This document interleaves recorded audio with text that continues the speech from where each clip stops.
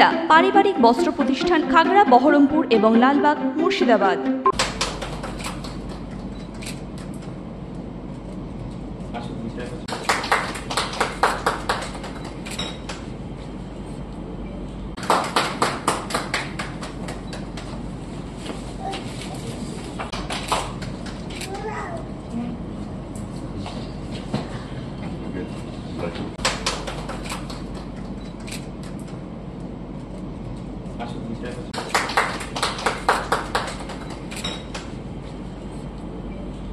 আমার খুবই ভালো লাগছে অ্যাজ আ ওয়াইফ।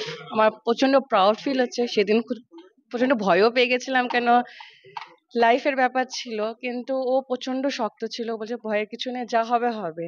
এটার জন্য আমি এখানে এসেছি, তার জন্য ভয়ের কিছু নেই, ভগবান আছে। আর আজকে যখন স্টার্ট হয়েছে তখন শেষ তো হবে, কিন্তু অ্যাজ আ ফ্যামিলি আমাদের তো একটু নার্ভাস ফিল হবে, কিন্তু ও প্রচন্ড স্ট্রং, ও ভাঙতে দেয়নি। কি ডোন্ট ওয়ারি, যা হবে হবে, যা হবে হবে, তো ভেবে লাভ নেই, তুমি শক্ত থেকো, তাহলেই হবে। স্ট্রং তো অবশ্যই থাকতে হবে, না আমরা উইক হলে তো ওই উইক হয়ে যাবে। মেনলি যখন স্টার্ট হয়েছিল, সিন্দুর অপারেশন 7 তারিখে স্টার্ট হয়েছিল, তখন থেকে ও বলছিল হয়তো ফোন কন্ট্যাক্ট বেশি হবে না, তো ভয় কিছু নেই, তুমি যেমনি আমি টাইম পাবো বা কিছু চান্স পাবো আমি কন্ট্যাক্ট করব। তো হট করে 8 তারিখেও নেটওয়ার্ক ডাউন হয়ে গেল, মানে আমি বুঝতে পেরে গেছি কিছু প্রবলেম স্টার্ট হচ্ছে। আমরা নিউজ ওপেন করলাম, তো নিউজে আমরা সবই দেখতে পাচ্ছি স্টার্ট হয়ে গেছে। তো খুবই কম কন্ট্যাক্ট হয়েছে, মিডিলে মাঝে মধ্যে খুব কম চান্স পেয়েছে, কিন্তু হ্যাঁ এইটুকু খবর পাচ্ছিলাম কি না ভালো আছে, এতে আমরা স্যাটিসফাইড ছিলাম। দিয়ে যখন থামলো, সিজ ফায়ার হলো, তখন একটু নাই স্যাটিসফ্যাকশন হলো, কিন্তু হ্যাঁ আমরা কেউ উইক হয়নি, ও ফুল ফ্যামিলি ফুল সাপোর্টেড ছিলাম। সাম্বা সেক্টরে ফায়ার হচ্ছিল। ফায়ারের পরে আমরা যখন মানে যতবার ফায়ার হয় সেখানে অপোজিট ফায়ার করে আমাদের উপর, তারপর আমরা রিপ্লাই দিই, কারণ আমরা চাই না কোনো দেশের সঙ্গে কোনো কিছু হোক, কারোর সঙ্গে ঝামেলা হোক। কিন্তু সেই রাতে পেহেলগাম অ্যাটাক যখন হয়েছিল, তারপর থেকে আমরা বুঝতে পেরেছিলাম কিছু একটা হবে।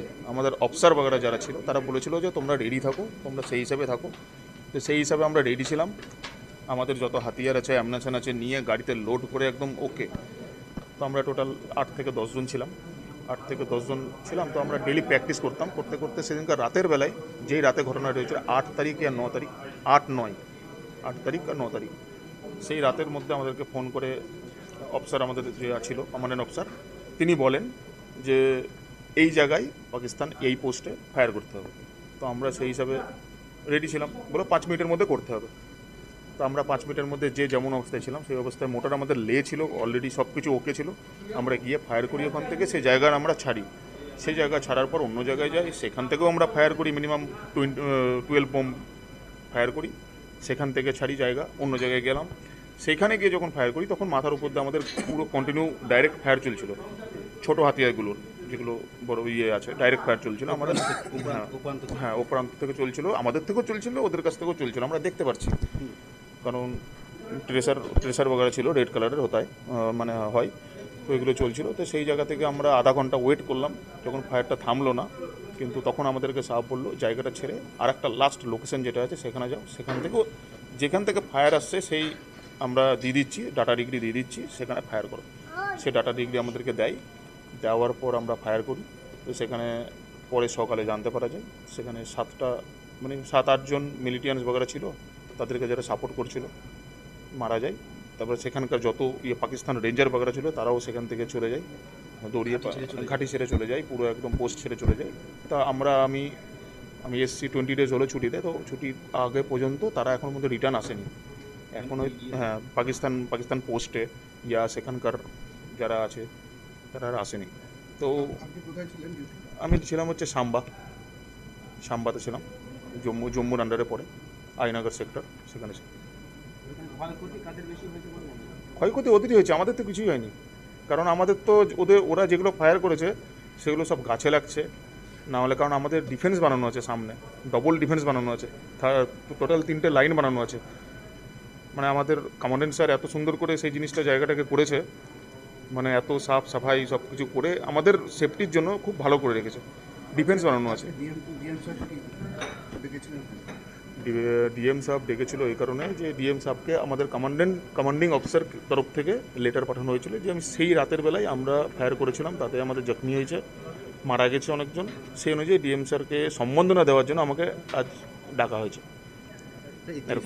দেশের জন্য এত বড় একটা অপারেশন সাকসেস করার পর কেমন অনুভূতিটা? খুবই ভালো লাগলো। অনেকজন 35 বছর 40 বছর চাকরি করে গিয়েও তারা কোনোদিন এরকম মৌকা পায় না, আমি মৌকা পেয়েছি। আর সেদিনকার তো রাতে আমি চাইছিলাম যে আর 2-3 দিন হোক, বরবাদ করবো আরও, কিন্তু মৌকা একদিনই পেয়েছি, একটা রাতেই পেয়েছি। মানে এই মৌকাটা পাওয়ার জন্যই তো বিএসএফ একদম যোগদান করেন। একদম একদম তারপরে আপনি খুব পেয়েছিলেন। প্রাউড ফিল হচ্ছে আমার যে আমি এটা করতে পারলাম। আমি বহরমপুরের বাসিন্দা হয়ে সেটা আমি একটা জম্মুতে গিয়ে এরকম জায়গায় আমি পদক্ষেপ নিলাম, ভালো ভালো লাগলো খুবই। আর চাই এরকম হোক, আমি তো চাই, কারণ হচ্ছে আমি একদম জবাব দিতে রেডি, কারণ সে যদি চোখ দেখায় তাকে তো ছাড়বো না। আজকে কেমন লাগছে এই সম্বর্ধনা পেয়ে? খুবই ভালো লাগছে, ডিএম সাহেব খুবই ভালো, খুবই ভালোভাবে কথা বললো। সবাই সব 8-9 আপনারা ব্যাটালিয়নে কতজন ছিলেন? 8-9 মে আপনারা ব্যাটালিয়নে কতজন ছিলেন? আমরা টোটাল যে জায়গা থেকে ফায়ার করছিলাম আমরা টোটাল ছিলাম 8 থেকে 9 জন ছিলাম। আর আমরা 8-9 জনই করছিলাম এক জায়গা থেকে, আর বাদবাকি যারা ডাইরেক্ট ফায়ার করছিল তারা তো আগে থেকে করছিল, ছোটো হাতিয়ারে তারা করছিল। আর আমরা 8 জন ছিলাম যেটা বড় হাতিয়ারে করছিলাম, মানে বোম যেগুলো পড়ে সেগুলো আমরা করছিলাম। আমার নাম শুভজিৎ রায়। ওয়েস্টার্ন আউটফিট ফ্যান্সি চুড়িদার শাড়িতে রকমারি রঙের সমাহার ফ্যাশনে এসেছে আজ নতুন সুনিতা সুনিতা তোমার আমার আজ পুজোর হাওয়া নতুন চাওয়া পোশাকের এই আঙিনায় সুনিতা মন ছুঁয়ে যায়। সুনিতা সুনিতা সুনিতা সবার। সুনিতা 309 নেতাজি রোড, খাগড়া, বহরমপুর, মুর্শিদাবাদ।